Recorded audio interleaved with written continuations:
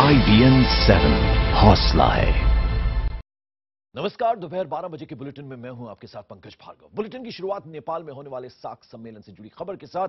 सरकार के सूत्रों से मिली खबर के मुताबिक पीएम मोदी और पाकिस्तान के प्रधानमंत्री नवाज शरीफ के बीच काठमांडू में मुलाकात होगी। हालांकि दोनों नेताओं में अनौपचारिक मुलाकात से उन्होंने इनकार नहीं किया है। अभी भी दोनों नेताओं के बीच मुलाकात की उम्मीद बरकरार है। मोदी काठमांडू सार्क सम्मेलन में हिस्सा लेने जाएंगे, जहां पर पीएम शरीफ सहित अन्य सार्क नेताओं से मोदी मुलाकात कर सकते हैं। शरीफ के साथ द्विपक्षीय बैठक के लिए अभी कोई प्रस्ताव नहीं है। तो सार्क सम्मेलन में हिस्सा लेने के लिए प्रधानमंत्री जाएंगे नेपाल, जहां उनकी पाकिस्तान के प्रधानमंत्री नवाज शरीफ से मुलाकात हो सकती है।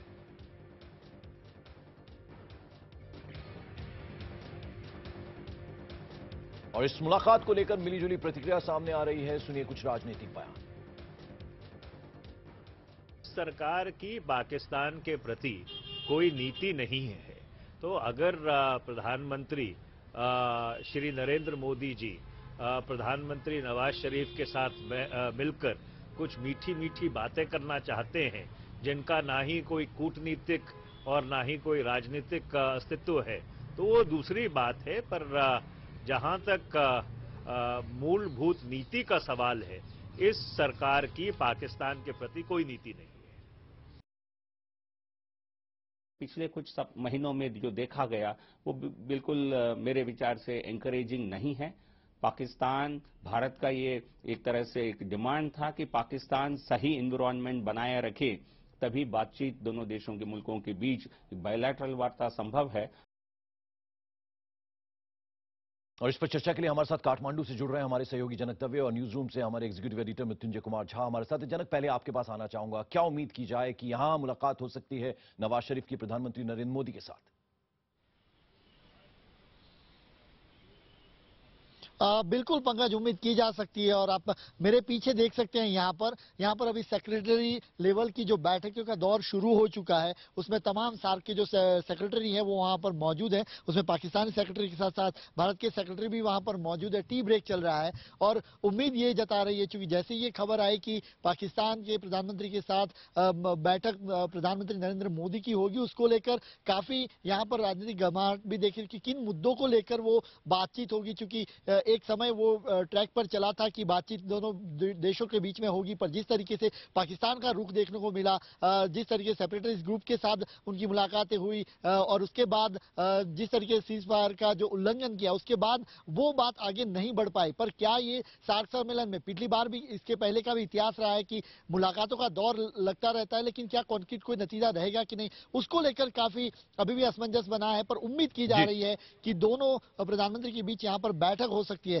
कुछ तस्वीरें मैं यहाँ पर पंकज आपको दिखाने की कोशिश करूंगा। मैंने पहले बताया कि यहाँ पे पीछे अभी सार्क सेक्रेटरी की बैठक चल रही है। पहले यहाँ पर सुबह एक बैठक हुई थी और अभी भी बैठकों का दौर जारी है। और उसके बिल्कुल पास में जो आपको मैं तस्वीर दिखा रहा हूँ, जो तमाम नेशनल फ्लैग्स लगे हुए हैं तमाम राष्ट्रों के, 8 राष्ट्र के, वहां पर जो है वहां वीवीआईपी को रहने की व्यवस्था की गई है। प्रधानमंत्री से लेकर तमाम जो राष्ट्राध्यक्ष यहाँ पर आएंगे वो वहां पर रुकेंगे और उनके लिए यहाँ होटल जो सॉल्टी है काठमांडू में, वहां पर ये प्रकार की व्यवस्था की गई है। पर अभी भी बात वही है कि सार्क समिट केवल क्या भारत पाकिस्तान के बीच की कूटनीतिक रिश्तों का मुद्दा न बन जाए, क्योंकि कई ऐसी अहम मामले हैं जो यहाँ पर संधि हैं, जो उनको एक आखिरी शक्ल देनी है, तो उस पर भी सबकी निगाह टिकी हुई है। मृत्युंजय, आपसे मैं जानना चाहूंगा, एक तरफ सीज फायर का लगातार पाकिस्तान उल्लंघन करता आया है, सेपरेटिस्ट से पाकिस्तानी एम्बेसडर जो हैं वो मुलाकात करते हैं। इस बीच अगर मुलाकात होती है नवाज शरीफ की प्रधानमंत्री नरेंद्र मोदी के साथ, तो क्या कुछ निकल कर आएगा? किन किन मुद्दों पर आपको लगता है चर्चा हो सकती है? देखिए, जहां तक सवाल है मुलाकात तो होनी ही है, क्योंकि पंकज, सार्क में जो जितने भी देश हैं उनके सारे जो राष्ट्राध्यक्ष वहां पर हैं, प्राइम मिनिस्टर हो, उन लोग आपस में मिलेंगे, एक ही मंच को शेयर करेंगे, एक पूरा दिन एक साथ बिताएंगे, तो जाहिर है बात है कि मुलाकात होगी। रही बात बायलैटरल की, कोशिश की जा रही है कि पाकिस्तान की तरफ से काफ़ी ज़्यादा ये कोशिश की जा रही है कि दोनों प्रधानमंत्रियों की एक मुलाकात हो। जहां तक सवाल है बातचीत का मुद्दा, ये जिस तरह से पिछले दिनों राजनाथ सिंह जो होम मिनिस्टर है, उन्होंने कहा था कि दाऊद का मुद्दा उठाया था, टेररिज्म का मुद्दा उठाया था। और जम्मू कश्मीर में अभी चुनाव वहां पर होने वाले हैं, अगर वहां पर शांतिपूर्ण चुनाव हो जाते हैं तब तो ये एक अच्छी बात होगी, लेकिन वहां पर अगर किसी तरह की हिंसा होती है तो ये भी एक भारत के लिए कंसर्न रहेगा। दूसरी बात है कि पंकज, इस सार्क सम्मेलन के बाद जो सार्क की जो चेयरमैनशिप है वो भारत को आ रही है और उसके अध्यक्ष होंगे प्रधानमंत्री नरेंद्र मोदी।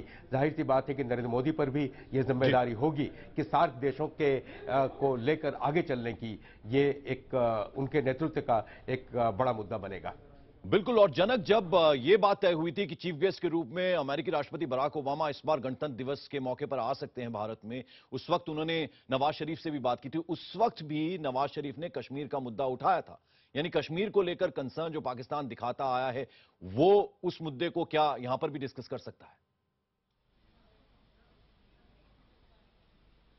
बिल्कुल, ये जैसे झा साहब जाने एमके झा ने जैसे जिस तरीके से बताया कि क्या ये मुद्दे वहां पर चर्चा में रहेंगे, चूंकि अब तक की जो सार्क बैठक की हुई वहां पर भी ये मुद्दों पर बहस हुआ है और अब तक ये देखा गया है कि केवल सार्क का एक प्लेटफॉर्म जो है वो भारत पाक के जो रिश्ते रहे हैं, जो खराब रिश्ते रहे हैं, उसको लेकर ही सार्क सम्मेलन की चर्चा रही है। पर क्या बाकी के मुद्दे, बहुत सारी ऐसी ट्रीटीज हैं, संधि हैं जिन पे हस्ताक्षर होने हैं, जो कैबिनेट ने अप्रूवल दिए हैं, उन पर यहाँ पर चर्चा होनी है, तो क्या उस पर भी राय आमराय बनेगी कि नहीं, उसको लेकर भी बात देखी जा रही है। हालांकि अब कल जब प्रधानमंत्री यहां पर होंगे और परसों जब सुबह का जो सेशन होगा और सबको लगातार एक के बाद अल्फाबेटिकल ऑर्डर में सब राष्ट्राध्यक्ष या जो प्राइम मिनिस्टर है वो यहां पर बोलेंगे, उस भाषणों पर सबकी निगाहें टिकी हुई है। चलिए, आप नजर बनाए रखिएगा, हम वक्त वक्त पर आपके पास आते रहेंगे ताजा अपडेट, ताजा जानकारी लेने के लिए। जनक दवे, फिलहाल आपका शुक्रिया। मृत्युंजय कुमार झा, आप हमारे साथ न्यूज रूम से जुड़े, आपका भी शुक्रिया।